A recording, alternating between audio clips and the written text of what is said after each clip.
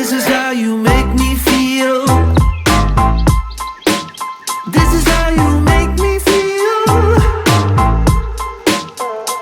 Oh, good, oh, great sunshine all day. This is how you make me feel. And I feel good. Yes, But we can see you, and there are many people with questions for you. but first tell of us all, how let it's me going so thank far. you. Let me thank you for this invitation. Sorry, I'm joining a bit late. I just finished a walkabout in Potong Pasir SMC where I'm contesting, but I'm delighted to be with you and all your followers and your friends. Yes, you are currently being streamed on YouTube, Facebook, and TikTok live. Okay, wonderful, wonderful. Yes. So how's the ground so far? Tell us about what's going on. And I saw you complaining about not having enough airtime yesterday at the round table. So I'd like to give you more airtime here so people can hear you share and speak about your plans for Singapore. Yeah, you see, let me first start off with the round table last night. As you know, this morning I made a post complaining about the unfairness of the format, and since then it's gained like 100,000 views.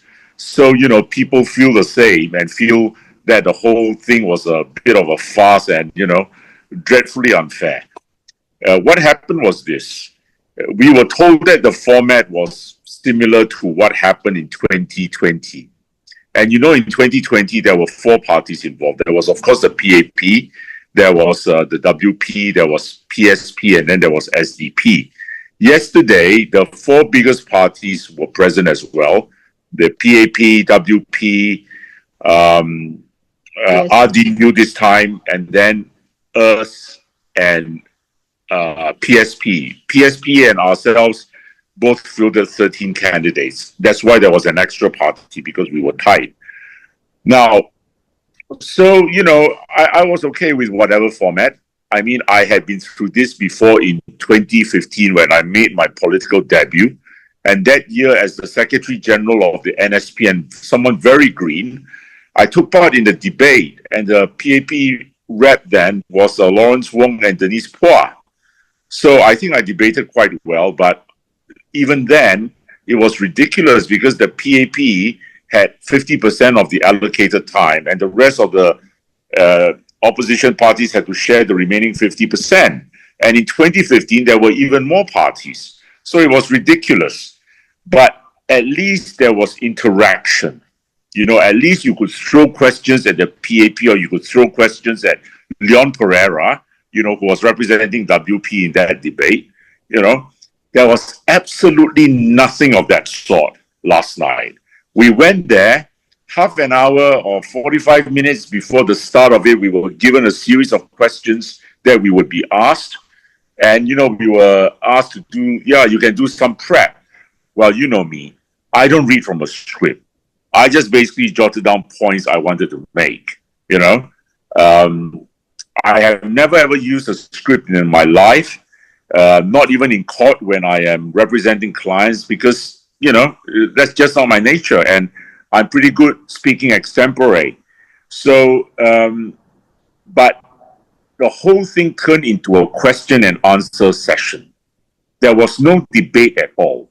All right, and what was startling to me was that Chi Hong Tat, who represented the PAP, even brought his iPad. And there must have been a lot of materials in his iPad, because he kept referring to it throughout. If you had watched the round table, he kept reading from the iPad. So I'm like wondering, how could he have possibly produced so much material, in that 45 minutes after we were given the questions? But maybe it's because, he had generic materials in there that he referred to. So, I'm not making any accusations, all right? But I think Singaporeans lost a lot by not being able to see a proper debate, because Yes. I certainly had a lot of tough questions which I wanted to ask the minister. All right, and none of that happened. So a big letdown. Now, as far as the campaign in Potong Pasir is going, it is going great. Of course, I'm involved in a three-corner fight. I wish there wasn't a three-corner fight because I know I can beat the PAP. All right. But we have a three-corner fight, and I have to live with that. But I want to ask my supporters, and please help me spread the message. And I mean this with absolutely no disrespect to the candidate from the SPP, Williamson Lee, all right, who's a very decent fella. But truth be told, the only person who can beat the PAP in Potong Pasir is me. And I think it would be an utter waste, especially this year, given the ground sentiments and given the favorable perception of the opposition, to waste this chance not to recapture Potong Pasir for the opposition. So I hope all the opposition supporters and those who do not want the PAP and who reject the PAP will coalesce around my candidacy and vote for me on the 3rd of May. You know, I mean no ill to Williamson Lee or what, but I think it is important for the opposition to win Potong Pasir. And I am the person who can do that. Well, I want to ask you something. And sorry. so, Sorry, keep going first and I'll ask you the question later. yes.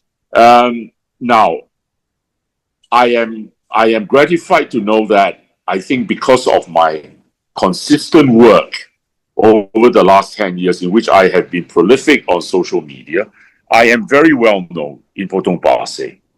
Yeah, and very often when I go up to greet someone or shake hands, before I even reach there, they already know me and say, "Hi, Mr. Lim." So I'm gratified.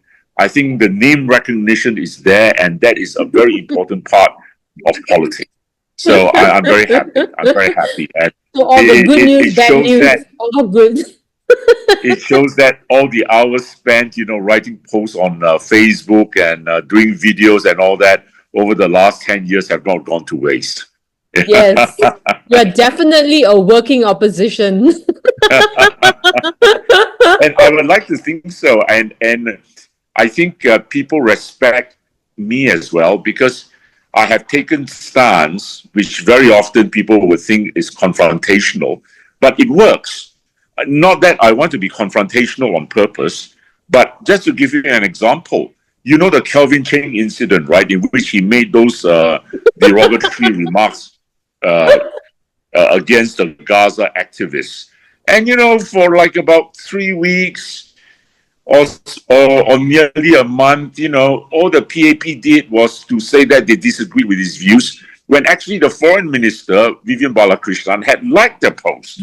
And then we were told that he actually did not like the post and that he had filed a report with Meta saying that there was some interference with his social media. Well, it's been several weeks now, and what is the outcome of that report? He will not tell.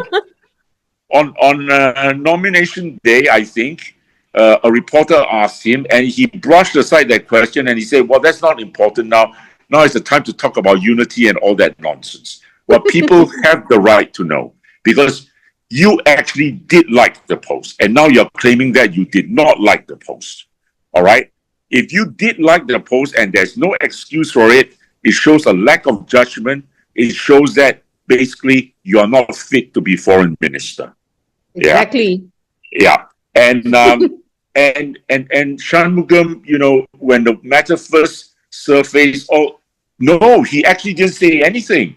It was only a week before Pergas came out with a strong statement denouncing Kelvin Cheng that he finally said, I disagree with Kelvin Cheng's views. But that's as far as the PAP ministers went, okay?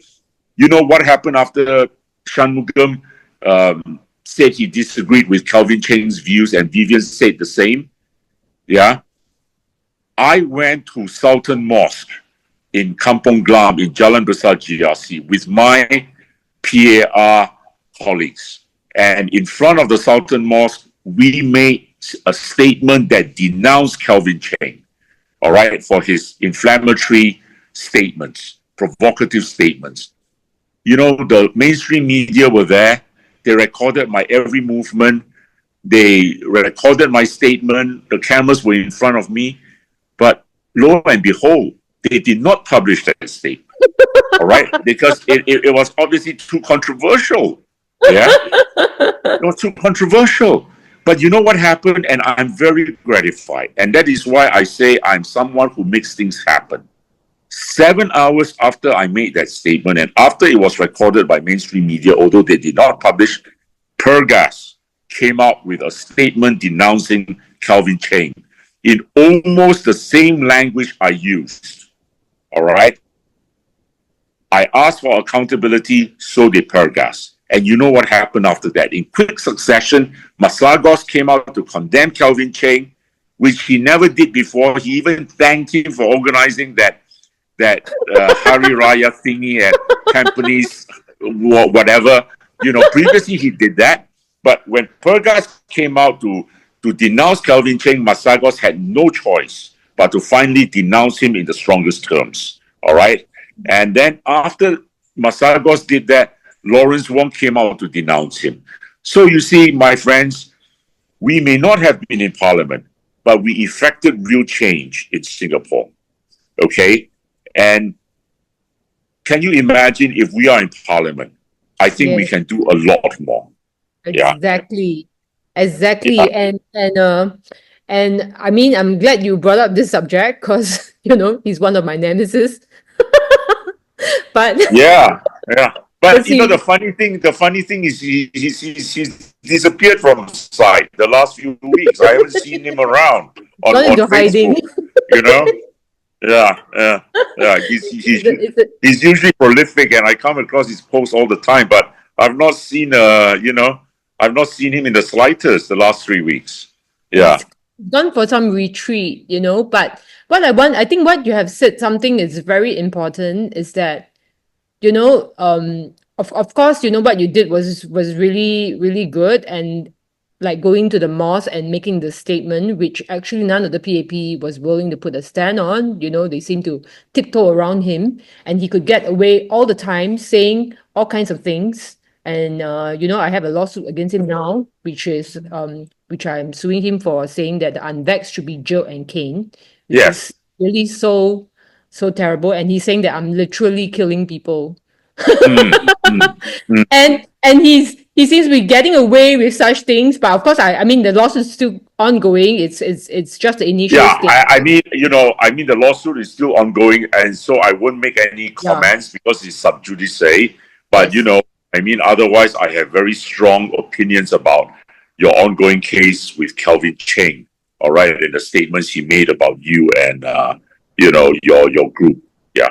And then I do not know whether you know about the media, the enforcement with media presence. That was absolutely horrendous also. He got the media to come to my house, right? And then to film the enforcement. You see, Iris, I'll tell you something, as a lawyer, that is completely out of line. That is completely out of line. And I understand that there was even a Lee and Lee lawyer on the spot. Now, that is totally out of line because a lawyer should never allow cameramen, especially from the media, to follow on what was supposed to be an enforcement process. All right? And I don't understand what the sheriff was doing or the bailiff. He was there as well. I saw the video. He was like wearing a tie or something.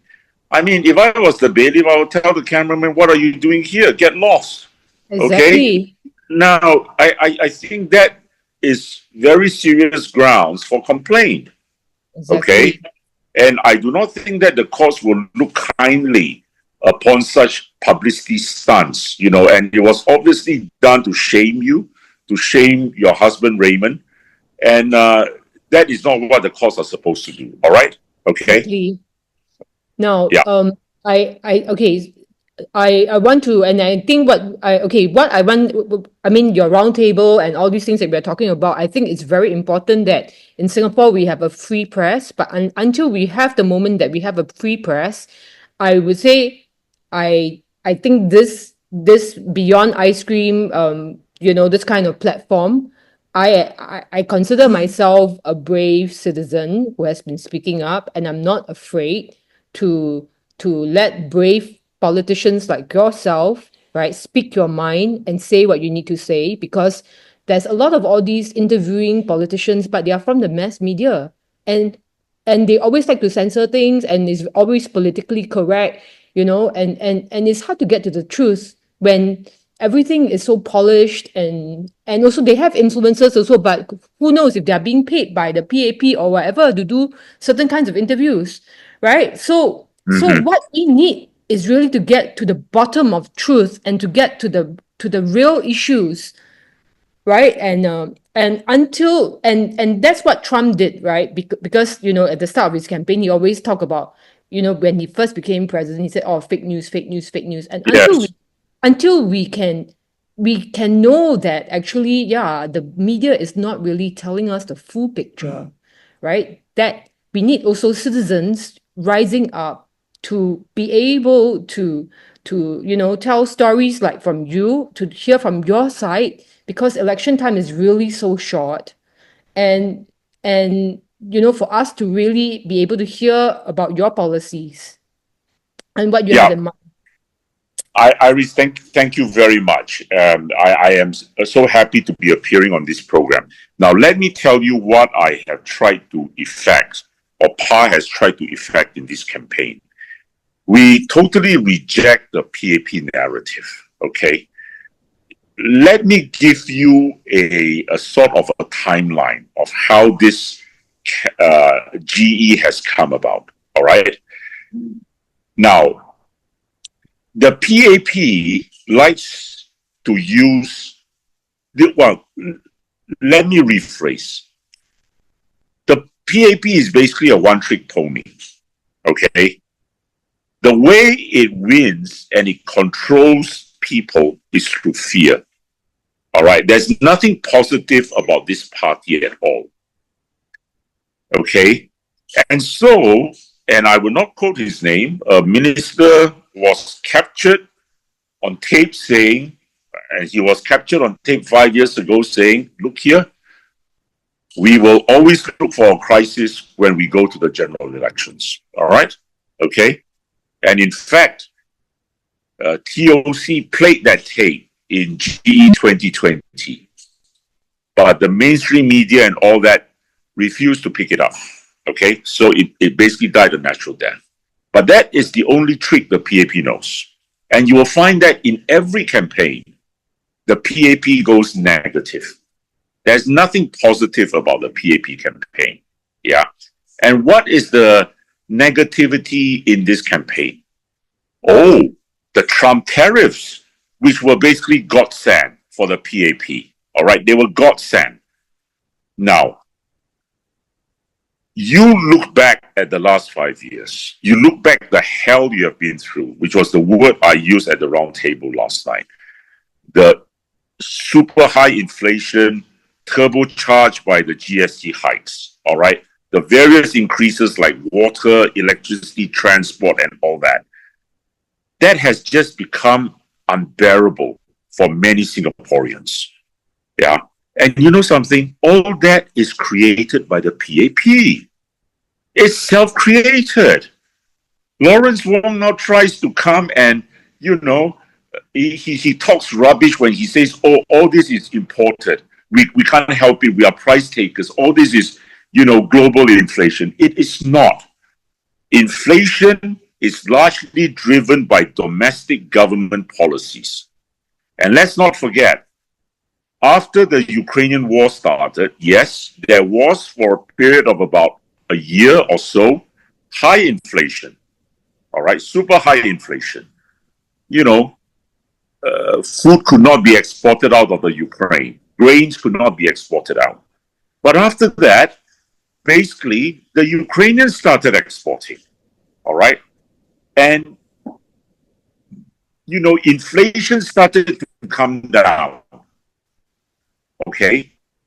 But in Singapore, they tell inflation may have come down. But that's what people feel. Why? Because when you go out to eat a bowl of wonton mee or bak chor mee or whatever, you find that bowl of noodles has gone from $3.50 to $4 to $4.50 and now $5. And everyone knows that is the result of the GST hikes, which Lawrence Wong and then Chi Hong Tat, Shanmugam refuse to acknowledge, and they come up with all sorts of crappy reasons, all right, which nobody believes. So remember this: everything that you have gone through in the last 5 years, the suffering has been the creation of the PAP, and they have no solution. They have no solution. All right. Have they given you one solution on how to lower your cost of living? They have not. Cost of living rises inexorably. Public housing costs rises inexorably. And that is because they allow this flood of foreigners to come into our country. They allow PRs to buy resale HDB, thereby driving the resale HDB prices even higher. And you know what happens when that occurs? The BTO prices are pulled along because they are linked, all right? And the only way many young couples can now get hold of a BTO is through very heavy government subsidies. But you can't say that public housing is affordable when it is only reachable through heavy subsidies. Yeah. And now young couples are having to spend up to 30 years paying off the mortgage when their parents only spent 20 years. So what is the comparison? Okay. So we have proposals. In PAR, we have proposals on how to bring down the cost of living. The first thing is, unlike other parties like the PSP or SDP who say, let's bring down GST from 9% to 7% or whatever, while I think that may be a good idea, but we are not even trying to be so ambitious. I think what affects most families are, and what is most effective is if you remove GST on the essential items like food and groceries, like healthcare, medical services, education. That really helps families. Yeah. And the other thing which we have proposed, and this does require a sea change in the attitude of Singaporeans, because Singaporeans have been conditioned by the PAP through 66 years of continuous rule to believe that nothing is free. Nothing can be free. And when you do propose something free, they think that you are mad. Well, I'm trying to persuade Singaporeans in this general election to change their way of thinking. And the reason is this. In our walkabouts, we have realized, especially when talking to young families, why is the TFR so low, 0.97, which is disastrous? And it will mean that we become extinct eventually as a people. It is because the cost of living just makes it impossible for them to have more children. All right? And a huge part of that are their worries about how they are going to fund their children's education up to university in future. All right? Small children. You may be very surprised if I were to tell you this. Our country is well placed to provide free education for every Singaporean child up to university. Okay? We are well placed. We are well placed to provide free healthcare for every Singaporean child. In fact, we are well placed to provide free healthcare for every Singaporean. And of course, I also want to provide free school meals for school children. Because, in this modern age, it is quite difficult often for a child to get balanced, nutritious meals because parents are working, they're always rushing off and things like that. And that has a great impact on your learning abilities and, your ability to absorb. Now, you will be surprised. I'm sure you'll be surprised if I were to tell you this. Right now, the government spends 10 million on 10 billion on education.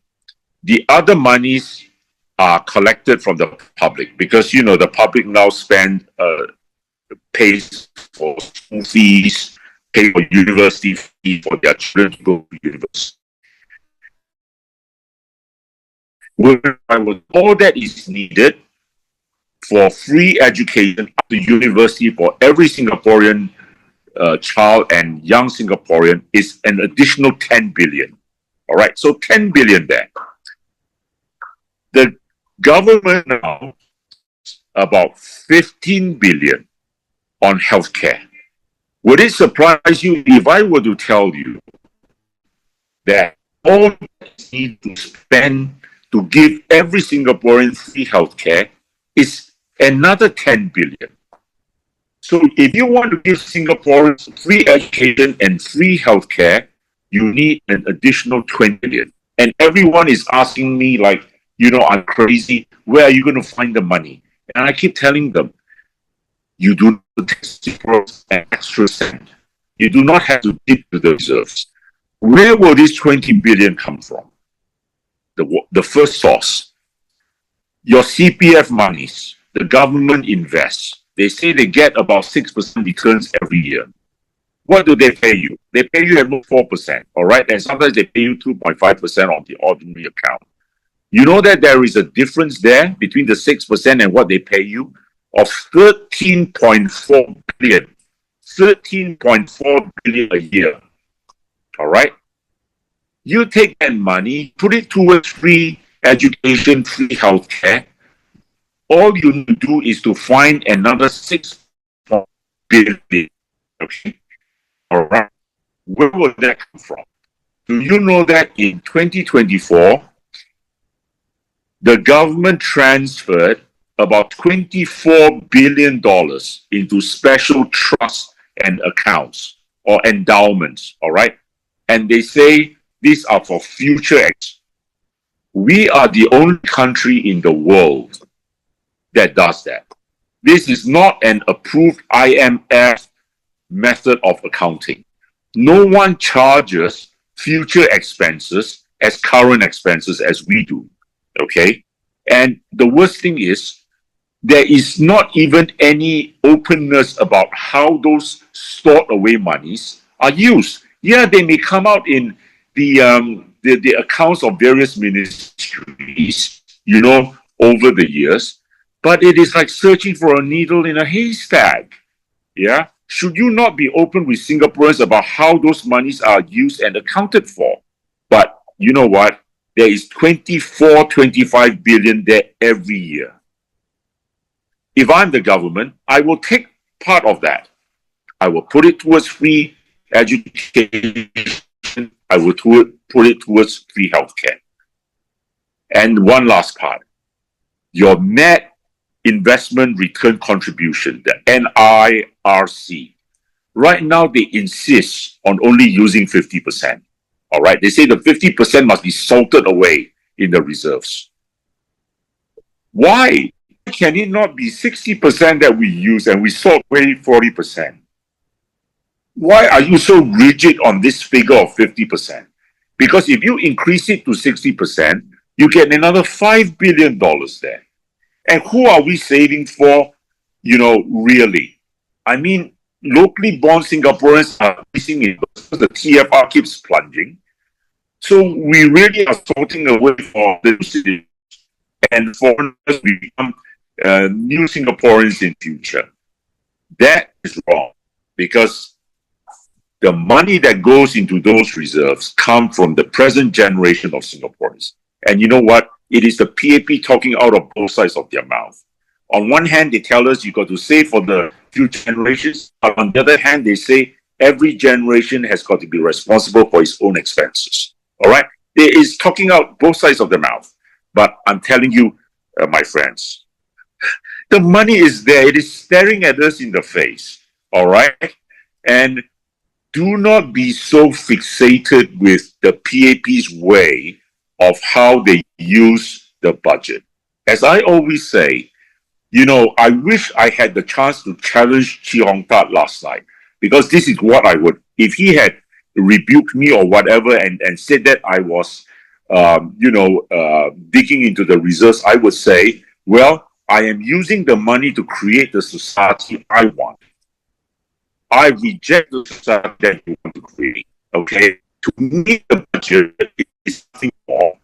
And the analogy for me is this: you give the housewife a sum of money every month for meals, for food, and with that money, she has to decide what food to put on the dinner table for the family. All right, you want nasi lemak or you want pasta? She decide.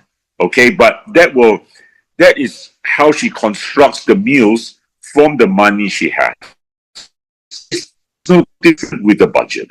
With the budget we have every year, and I think our budget now is about 140 billion. We decide on our priorities. Where do we want to prioritize? The PA prioritizes in keeping a large part of the risk to the detriment of present to ourselves. All right, yeah, and huge sums of money to university when foreign students are heavily subsidized. That is wrong. So I hope I have used it of what some of the policy measures PAR are pursuing. And yeah, that's a good part of our contract with Singapore. Wow, that's Yeah. excellent. And okay, because just now I had the chance of interviewing Steve Chia from SPPB, and I asked him what's the biggest problem facing Singaporeans today. He say is the cost of living. And then I asked him, so how does he intend to solve this problem? And he says, give more CDC vouchers, which I think is not really I mean, personally, I don't feel it's a good enough solution, you know? I think I think that, I mean, with no disrespect to Steve, I think that is a dreadful so-called solution. CDC vouchers are demeaning. CDC vouchers are no more than food stamps, which they repackage as CDC vouchers. And you give out food stamps in America. You give out food stamps to the destitutes, to the very poor who can't afford food. But that is where Singaporeans are now reaching. All right. And very often when you go out and you meet senior citizens, they're basically telling you that they have to live off the CDC vouchers today. Yeah. And for many of them, they've even had to cut down their meals from 3 to 2, and in extreme cases, even 1. That is how bad the situation has become. Yeah. And CDC vouchers are not the solution. We have to find positive ways to reduce the cost of living, which this government refuses to do. I tell you a very good way, I think, to reduce instantly the price of food. I would actually put a cap on the rentals. All right. I will not allow all these coffee shop operators, to increase the rental of stalls and all that. Yeah. There are two thoughts to it. Some will say this is free market and all that. I don't believe in that. There is no free market in the world without some form of government regulations and control. You want to talk about the HDB resale being free market? You can. But what is the condition there? The MOP is 5 years, right? So it's not like you buy something and you can flip the very next day. So if the PAP wants to talk about free market, you tell them, what about your HDB, in which you impose a myriad of conditions? And so why can't you do that with, food stalls, in coffee shops, all right, in hawker centers? We have to get control. We have to take control of our rentals. Our rentals are killing business, and it is increasing the cost of living tremendously. Yes, I think the issue with the rentals came after Capital Land. Also, one of the reasons they have all the REITs and everything that makes it like a, financial market, and in a way indirectly caused the rental to go quite high. I still I think remember. I think REIT has actually been one of the most disastrous policies Yeah. pursued by the government. All right, it has turned us really into a rentier society, where basically the people with capital can just buy up properties, do absolutely nothing, and just live off the rent. That is the classic, uh, ex, you know, definition of a rentier society. It's not productive. It's not productive. But all this stem from the neoliberals from the Reagan Thatcher era. All right, and the world was fixated, and very much in line with this was the idea of globalization, which came up in the round table yesterday. Yeah. And you all of us are Singaporeans, all right?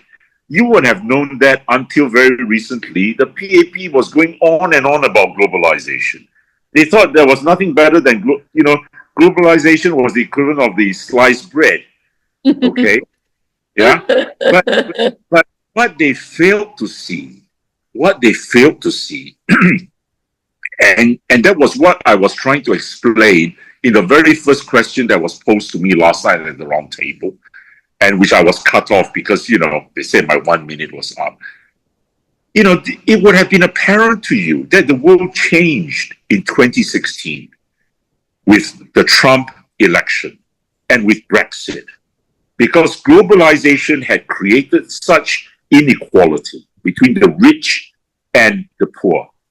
All right, it was no longer sustainable. Yeah, but the PAP went on, and you know why? Because Trump was only a one-term president, and Biden came in, and so globalization is very much this American phenomenon. And really, for the last 45 years, starting with Reagan, Singapore has marched to the drumbeat of the Americans. Okay, Trump has upended that. He has changed that. But Yes. still, the PAP refused to heed the warning signs.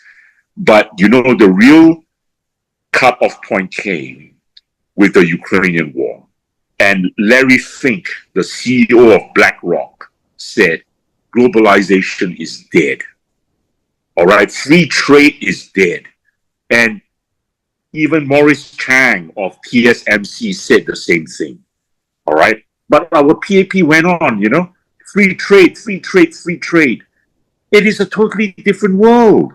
Yes. And it's the solution to that. The solution to that. And last night, the WP talked about the CTPP or, all these long acronyms for, another treaty that links, I think, 27 countries together or whatever.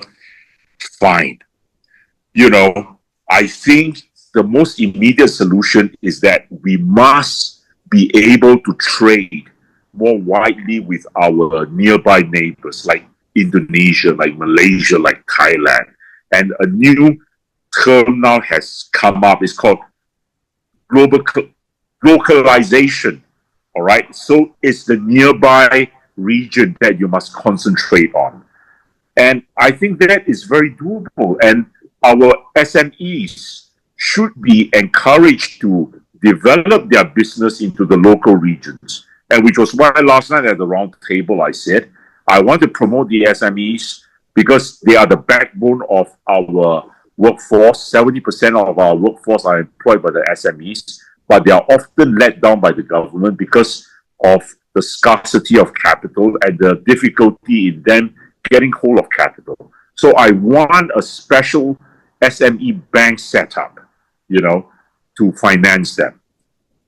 Yes, I have gone on a lot, but that's my thinking.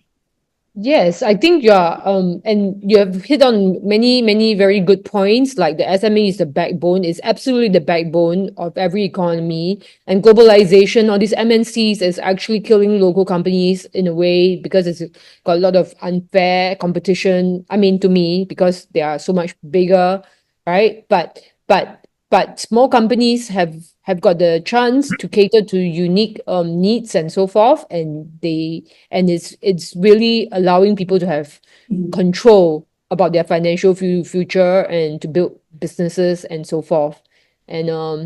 And I think Trump has done a good job, in my view, right, to bring in business to America, to cut excess waste spending. I mean, just imagine how much we can cut. If we have a Dodge in Singapore, how much can we save? And then we don't have to pay so much GST, carbon tax. I mean, do you have any views about all these like carbon tax and so forth? I certainly have views about carbon tax, and some people may take objections to my views. But let me say this: I am very much in line with, you know, conservation. All right, I believe we must protect our green spaces and all that. But you know, you look at what the current PAP government has done.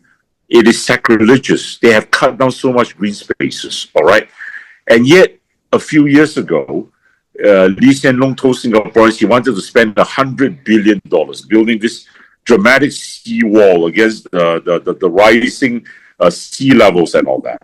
Crazy. Now, but one thing I have believed in since 2011 when I was doing a mining business in Indonesia is this. And I had an Australian geologist who worked for me. And he explained the whole theory, and I understood it perfectly. You know, I am a believer, like many people, including Trump, that what we are experiencing now in the weather patterns of the world is a natural cycle. The world goes through these natural cycles, all right? All right. Absolutely. You have the ice age, and then you have other ages and all that. So, you know, I'm sorry, I am not a believer in the so-called global warming. Yeah. I really am not. I really am not. Okay. Yes. And what was I about to say? And I really puke when I hear Grace who say, "Oh, you know, our flooding is due to global." It's rubbish because Iris, you know, I'm older than you, but I can tell you when I was growing up in Singapore in the 70s and the 80s, I saw even heavier rains. I saw rain. I saw rains that kept on for 3 days, and we didn't have this type of flooding. Why? Because you know, urbanization was not so great then. We had a lot more green spaces and all that runoff areas, and now everywhere you go, I'm in the Paya Lebar area now. You know, they were building around Cisco not too long ago, and just moderate rain, and then you find puddles of water everywhere. Yeah, it's because of the concretization of our city. So we have not planned well there. Yeah, in short, I'm not a believer in global warming. I think that we can do a lot more in terms of improving our drainage system. I was very surprised when Grace Fu said all she was prepared to spend, or what the government was prepared to spend, was another, you know, 250 million to upgrade the drainage system. The drainage system is pathetic in Singapore. It is grossly inadequate, all right? Because every time there's heavy rain, there is flooding, which never used to happen in Singapore. Yeah. Okay. So Okay? yes. So I mean, we are along the same line because just now PPP was talking about the carbon tax and how they are going to speak up about the carbon tax because You see, can I say something about the carbon tax? yes, please. To me, it is nonsensical for Singapore to have such heavy carbon taxes. Yeah. I think we started off with $25 per ton, Yeah. and then it's going to go up to $60 per ton. I think Yes, 80. is it this year or next year? You know, Yeah. I'm not very accurate about that. But you know something, America is now pulling out of the Paris Accords. All right, Yes.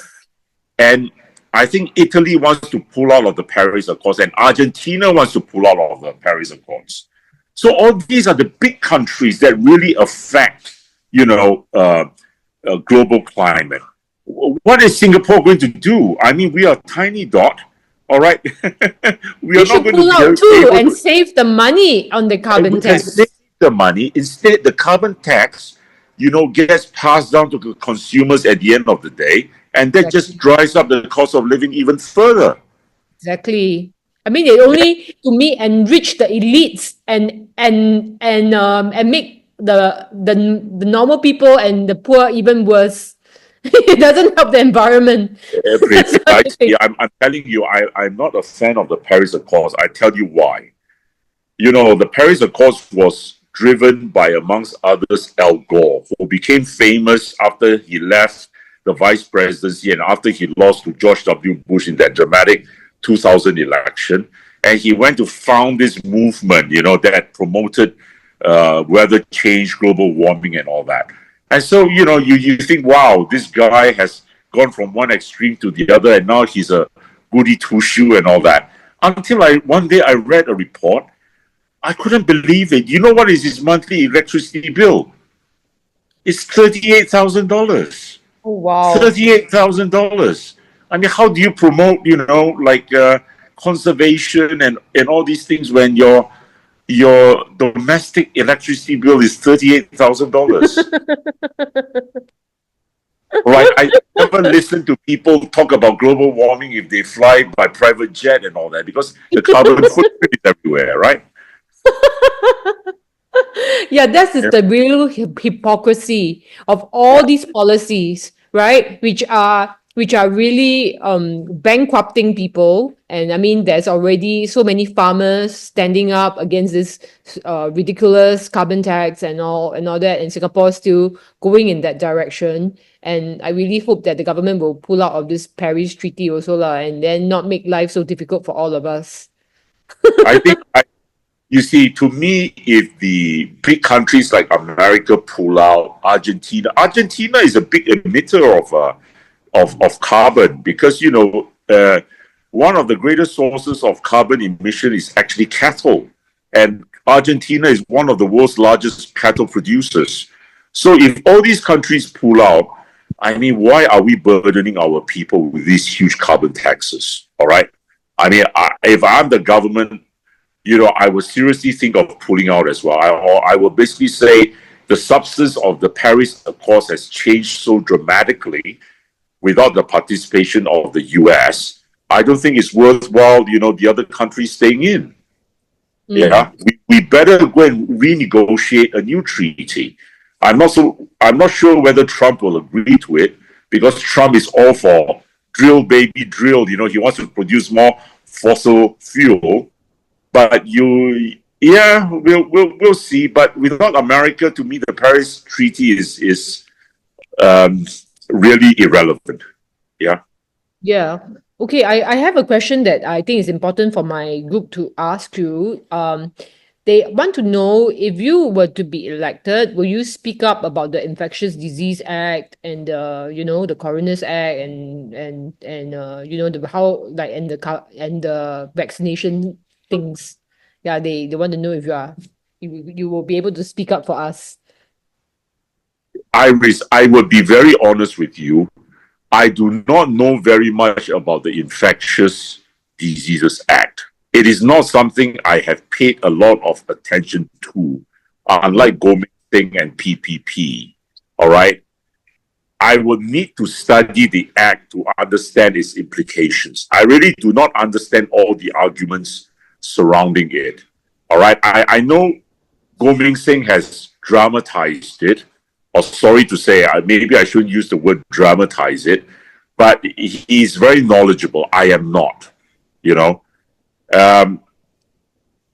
but I mean, I look at COVID now in hindsight, all right, and I think what was done was wrong, all right, because the studies or the reports that are coming out now paint a very frightening picture of the ill effects of the vaccine that was forced upon humankind. All right, that I am fully cognizant of, that I fully support. I think a lot of people are going to have to answer for it in the coming years. Yes. Yeah. And we hope that you can be one of the politicians who can help us to ask these questions in Parliament. I certainly will, because I do not think that you can hide this under the blanket forever. In fact, there are already extensive lawsuits in other countries. Yeah. Yeah. I think there's even a lawsuit in Malaysia, which I read about some time ago. Yeah. I'm not very sure. But it's just a matter of time, Iris, and I'll say this to your followers, supporters as well. You're going to get more and more cases of people saying, look here, I never had these illnesses or cancers until I had the jab. And then you're going to have people starting lawsuits. They're going to sue the government. And then in the lawsuits, the discovery will come out. Discovery by now, right? I mean, Yeah. in the common law, a very important process is discovery, where you have to disclose all the relevant documents, all right, you have. So eventually the truth is going to come out, okay? And I think it's not even going to be that far down the line. I think in a matter of 1 to 2 years, the world is going to know a lot more about the mRNA vaccines and things like that. I never took the mRNA vaccine. I took a vaccine, but I took the Chinese one. What was it called? Something, which was the Sinopharm, Sinovac. I took Sinovac. I took the inert one because I myself, I was uncomfortable with the mRNA. I advised my son not to take the mRNA, but he went ahead. So, he's a grown-up. I can't say anything, but I took only Sinovac. I didn't take mRNA because I read enough literature to make me concerned. Yeah. I see. Yeah. Yeah, so I'm glad that in fact I know you were part of a lawsuit to sue the government, right? Back in 2020. I was in fact a group headed by Han Hui Yeah. took up judicial review proceedings against the government Yeah. over their controversial policy of not allowing people to go to the workplace if they were not vaccinated. So we said that was irrational. We mounted a judicial review challenge. And one of the principles of judicial review is, you can stop a decision or reverse it if you can show that that decision was irrational, unreasonable. And we thought, we used the government's own data against them. But then, they had all their experts and all that come out, and basically at the end of the day, the High Court and the judge went with their expert. So, what can you say? Yeah. But I was the lead counsel for that. And I thought that was a necessary challenge at that time. Yeah. But So I think also, if I come back to your program in future, because I know actually, even though we failed, something happened after that, which was actually a positive for the group that challenged it. I can't quite remember what it was now. It's about 3 or 4 years ago now. So I'll have to refresh my memory. Okay. yes. But you see, when you lose a lawsuit sometimes, but you believe in your conscience and your principles, know that good has still been done. Yes. Has been done. Because, very often it takes the courage of human beings to keep challenging. All right? It's incremental. Every time you go to court, even though you may lose, you have advanced your cause a certain bit. And I tell you I give you 2 very famous examples in America of how that eventually brought about great seismic changes in society. The first was a challenge mounted by a group known as the NAACP, the National Association for the Advancement of Colored People, all right, the blacks. And of course, in the 50s, in the 40s, the discrimination against the blacks was so great. All right. There was desegregation of schools. Blacks went to black schools and white went to white schools. Blacks couldn't sit in the same section of the bus as the whites. That's why you had the famous Rosa Parks incident and all that. Now, the NAACP had a very tenacious lawyer by the name of Thurgood Marshall, and they started bringing lawsuits. All right, and they challenged the desegregation of the schools and the busing. You know, black students would be bused to black schools and all that.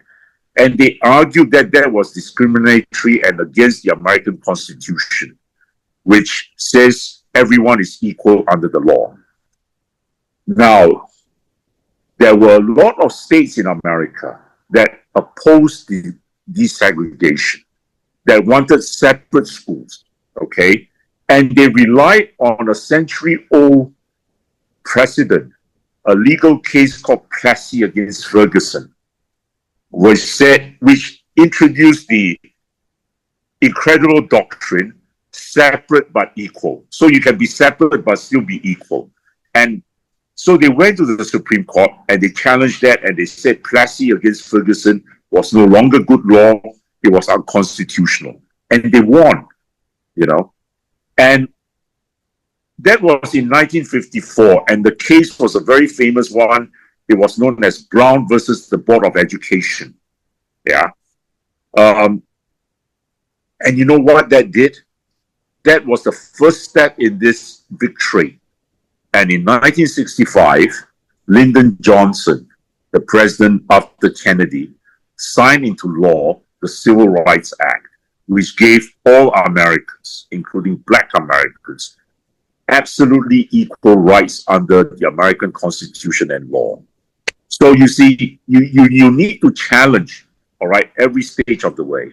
The other great example is with this judge, and you may have heard of her. She was very famous. She died a few years ago. Her name was Ruth Bader Ginsburg, and she was a real advocate for women's causes, all right, equality in employment, things like that. And she took up their causes, and she was losing all the battles.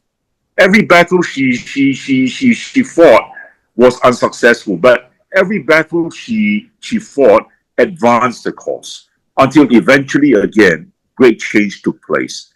So, you know, do not be fazed or disheartened if you lose, and tell yourself you've got to have some tenacity. You mustn't be foolhardy, but you have to have the tenacity to succeed at the end of the day. Yes, and I think, you know, I mean, that's why I also sue them a lot lah, like with the HSA, you know, the allowing Pfizer to advertise, even though I couldn't succeed, don't have the standing, but I think it was a necessary thing, because actually after that they took down their website also that was promoting, like, had all these different famous people promoting the vaccines, which to me that is a win, you know, that was a win, even though it didn't go through, but I got what we want, which was to get them to take down that horrible website, plus to make them know that, you know, they cannot do this.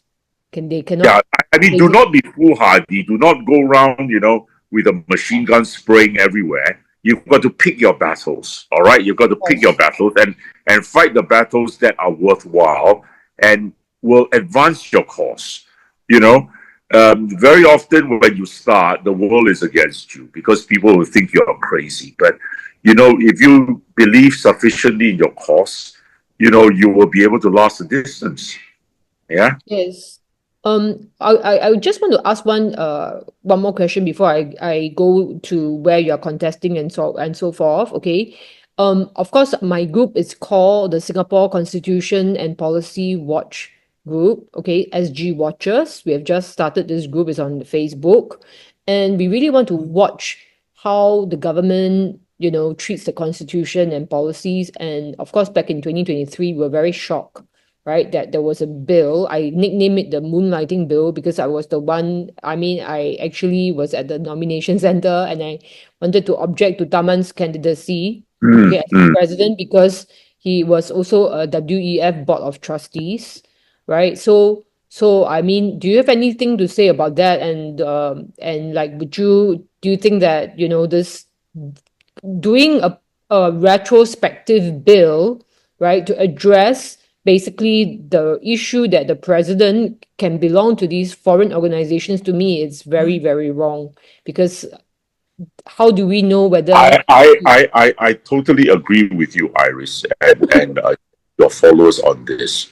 You know, but you must have been elated by the recent news that Klaus Schwab, or whatever his name is, has now been forced to resign, right, from the WEF because of misconduct, over Yes, financial matters. And basically, the board, including Al Gore, forced him to step down.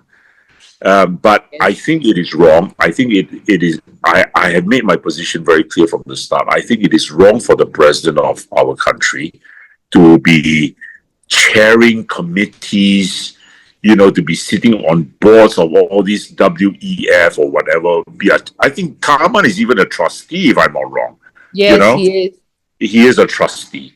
If you want to be the president of the country, you represent the country and you should not be doing outside work. Yes.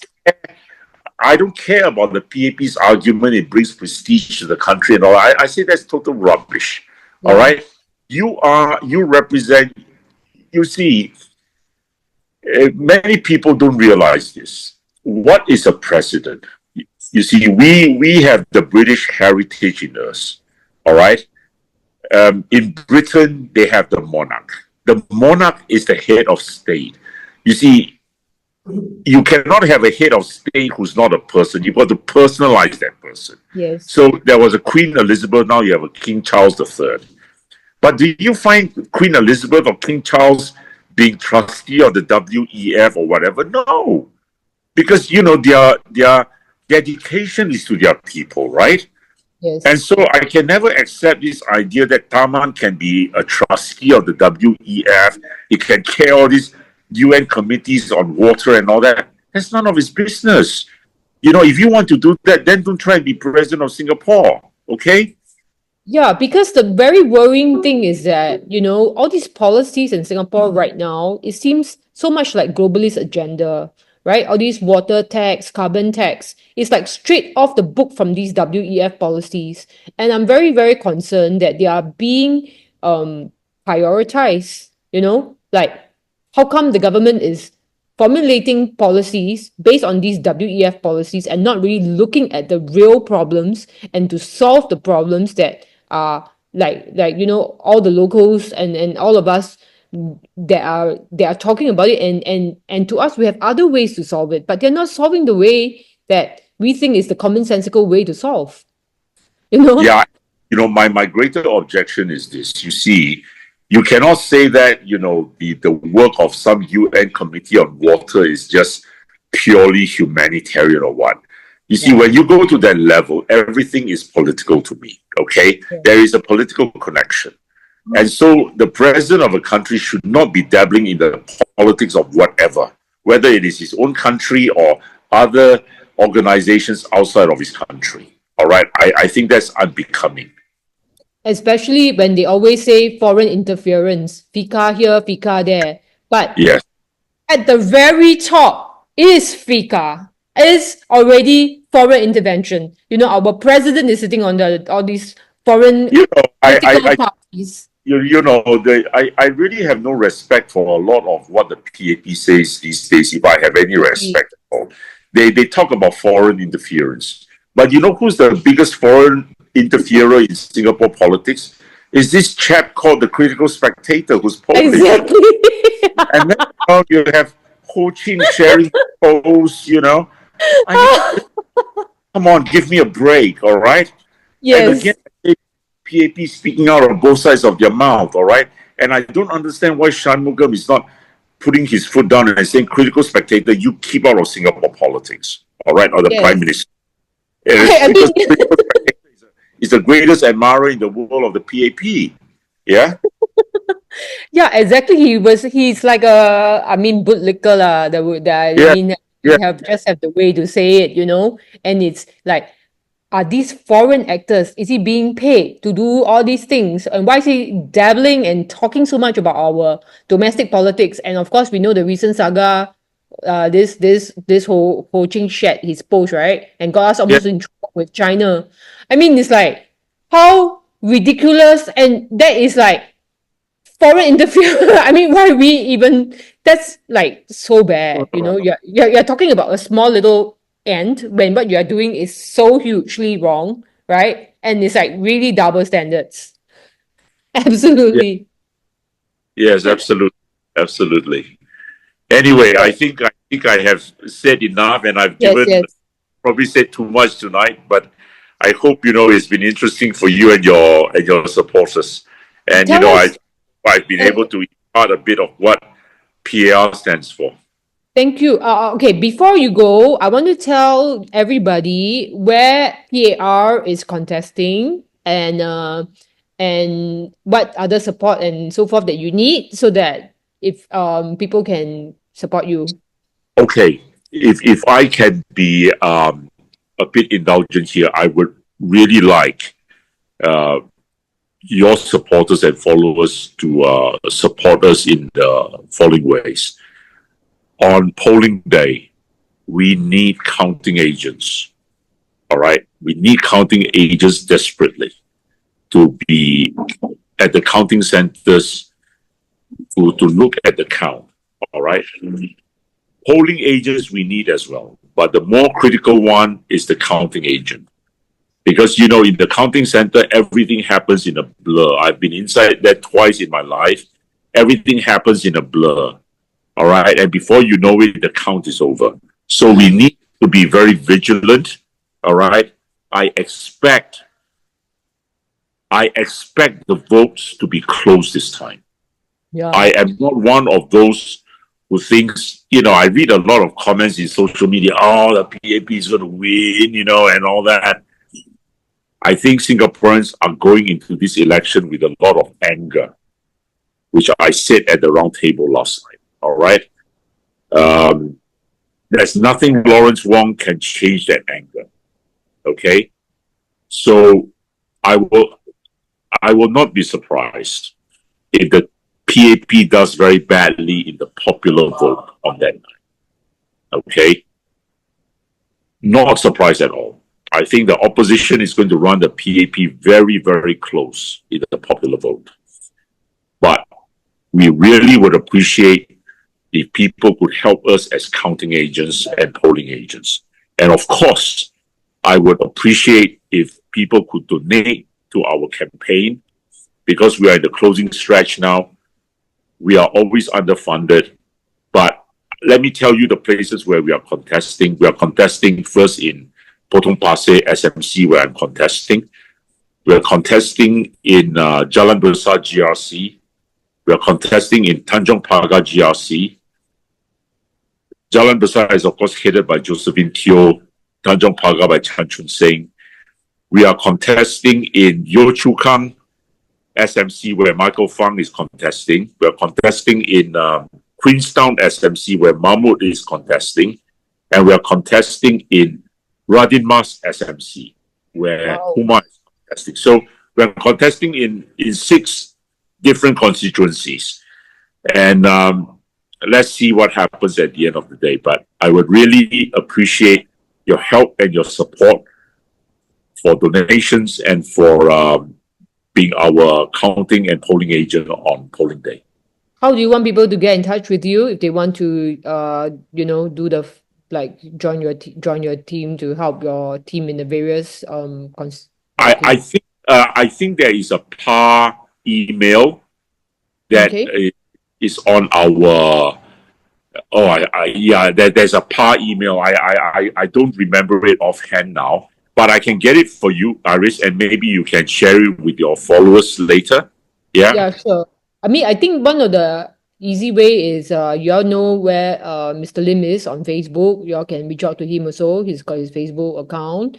Yes. And I think PAR also has got a Facebook page, right? So I think you all can go there. And as we come to this last stretch, I mean, I'm glad that you are in Tanjong Pagar where I am. I'm definitely not voting the whites. Okay. Oh, I'm telling you, our Tanjong Pagar team has been amazing. I tell you, the way they have worked has been incredible, and they've worked very well as a team, you know. And Han Hui Hui, who's part of that team, has just been outstanding in terms of social media. And you know, her videos have been watched by like about 2.5 million people. It's Wow, incredible. Yeah, yeah, fantastic. Yeah, yeah. because I'm a proposer for Tanjung Pagar, and I also made quite a lot of videos like in the early days, but I want to help her make some more because you know she's a human rights activist. I'm expecting very very good results from Tanjong Pagar on that night. Not to say the others are excluded. I think Jalan Besar we are going to do very well as well. You know, we have a very good team there, and they did a lot of work even before the elections, and they Yeah. have covered a lot of ground. So yeah, All right. Well, it's looking like a really exciting election, everybody. And please feel free to reach out to PAR especially if you live in those constituents. I'm sure you want that have the option of choice and so forth. I've invited the PAP to join me, but they have not accepted my invitation. Maybe because I'm a nobody. So but anyway, doesn't matter. I'm happy. I'm so happy that you're here, and I guess that's the end for tonight. It was a very great chat talking to you, Mr. Lim. I wish you all the best, and thank I you for hope that we really hope to appreciate. see you in Parliament to Okay, speak for all of us. Thank you so much. thank you. Good night. Thank Good you. night. Thank you, everybody. Thanks, everybody, for joining me. And I'll be logging out now. And please join our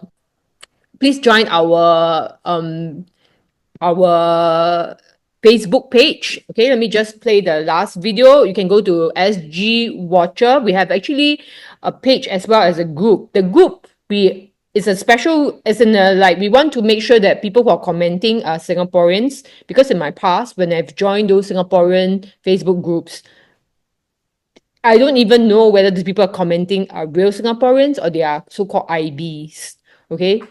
Internet Brigade. So we are starting this Facebook group, which we want to, as much as we can, right? Have genuine Singaporeans speaking up and start engaging in real policy discussions, as well as discussions about our constitutional rights and important issues in Singapore, because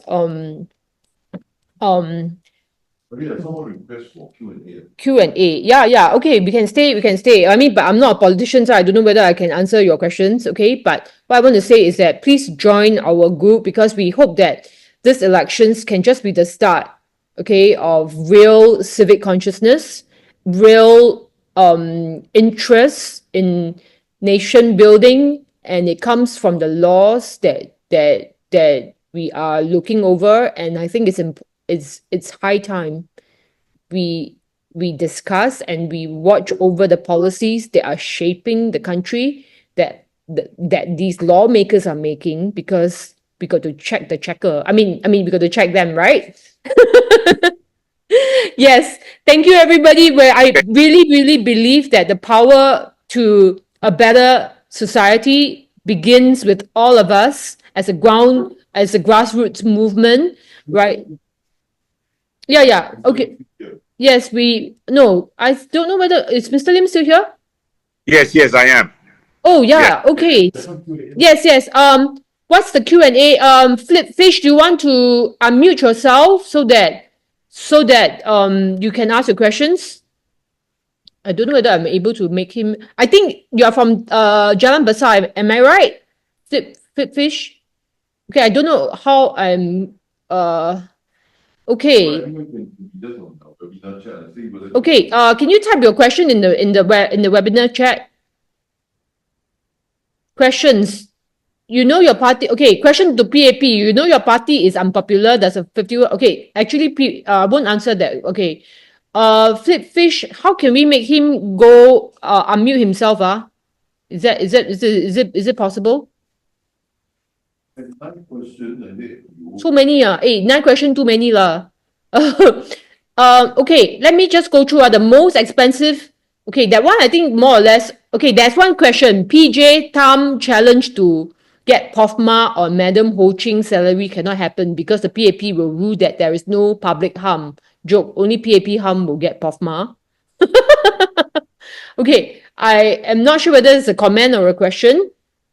Okay, are you able to type your question, Flipfish, in the comment? Don't use the Q&A box, use the main box. Is that okay so that everybody can see? Q&A. Okay. All right, Flipfish, question to PAP. You know that your party is unpopular. Does a 51% win really mean a win? What about the other half of unrepresented? So are you asking him to answer for PAP or what? Or you want him to answer as a opposition regarding the 51%? Yeah, do you have anything to say, Mr. Lim?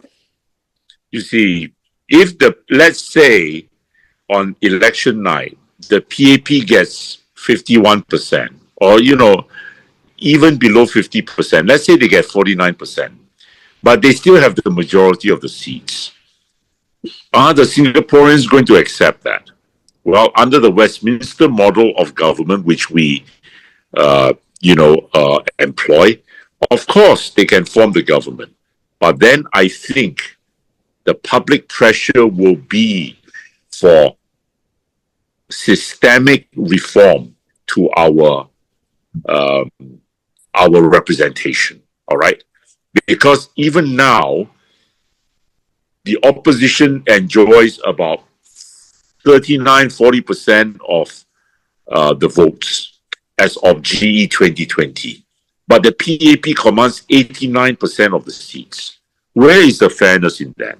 Which is why I have been an advocate right from the start for proportional representation, which is the system enjoyed by most European countries, by most advanced Nordic countries like Finland, Norway, whatever. Yeah. What we have now in Singapore is what is known as first past the post system. It is old British system, which the British still employ in their parliament. But, even the British are now starting to discuss the possibility of proportional representation because they realize that first past the post is going to be unrepresentative. Okay? Now, I would love to have a situation this year where on election night, the PAP actually loses the popular vote. And don't count that out, all right? I have told some very close friends that is actually the scenario I foresee, okay? They may have the most seats at the end of the night, but do not be surprised if the PAP's popular vote goes below 50% this time. And then I think on the 4th of May, Singaporeans are going to wake up and they are going to say, look here, we are not going to accept this system. Okay? Well, can you explain a little bit what you mean by popular vote? You see, the popular vote means we have 2.7 million voters, right? Yeah. If they get less than 50% of the 2.7 million, let's say they get 1.2 million or they get 1.3 million, because half of 2.7 is 1.35. If they get less than 1.35 million votes, they would have lost the popular vote, right? Okay? Yeah. I see. But Okay. they still get the most seats and form the government because of all these GRCs and all that. Will Singaporeans accept that? I think then the pressure will mount on Lawrence Wong to call another election very soon to try and clarify and resolve the problem. Wow. Wow. Okay. So, we have one last question from Flipfish. The Singapore public is totally uneducated about civic politics, thus it can never become a first world nation. What do the PAP mean by we are not populists? You see, what the PAP is saying, and it is total rubbish. I see in social media even some quite respected commentators. I won't name them. Oh, the first thing that he's a populist. Like they call me a populist. I don't think populists are bad. I don't think populism is bad. In fact, populism is now returning to the fore, all right, in world politics. You not only have America, what is happening in America. You look at Xi Jinping in China. Xi Jinping is a populist by any measure of the word. You look at Erdogan in Turkey, he's a populist. You look at Modi in India, he's an acknowledged populist. A populist simply means someone who listens to the will of the people, all right? Who does things in accordance with the wishes of the people. The reverse of that is the PAP brand. I do not know what type of politics you want to call that, where they think that only the elites and the very highly educated are allowed to decide for the rest of the country. All right? To me, that is totalitarian, that is undemocratic. Yeah, it is 1,000 times worse than being a populist. I do not see anything wrong in being populist. If you want to talk about populism being actions that, please the people, you can say exactly the same of the PAP. What are they doing by giving out CDC vouchers? All right? Or giving out cheap groceries, $1, and then you go away with $25 worth of groceries, and even during election time. Ice All right? cream. It is They give unlawful. out ice cream, Or ice cream, all right? eggs, and Is fish. that not all populism at work? All right?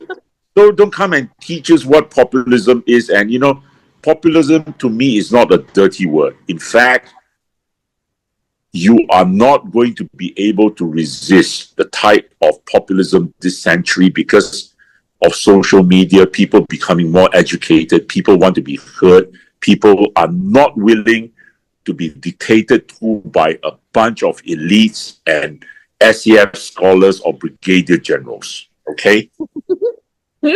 Wow, fantastic. Well, I really enjoyed tonight, and I think it's so nice to be able to talk to candidates who are going to stand for election and to really have this.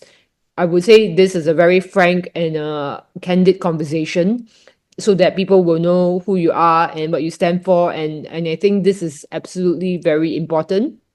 And so I hope everybody else is enjoying this as much as I am, because I intend to have this more often. I don't know whether I'll have a chance to do it again before, and then we have this stupid cooling off day, which actually completely doesn't make sense at all. And but anyway, I want to thank everybody for joining us tonight. It's been awesome. It's the first episode of Beyond Ice Cream. Let's talk policies. And please do what you need to do and vote wisely on polling day. And I hope that Singapore will start a new chapter in its history where people will be heard and policies will follow more the will of the people. Okay, and then with this, I will be logging off for tonight. And thanks for joining us. Remember to join our Facebook group. Okay, thank you all. Okay. Okay, I'll just play this video. This is how you make me feel. This is how you make me feel.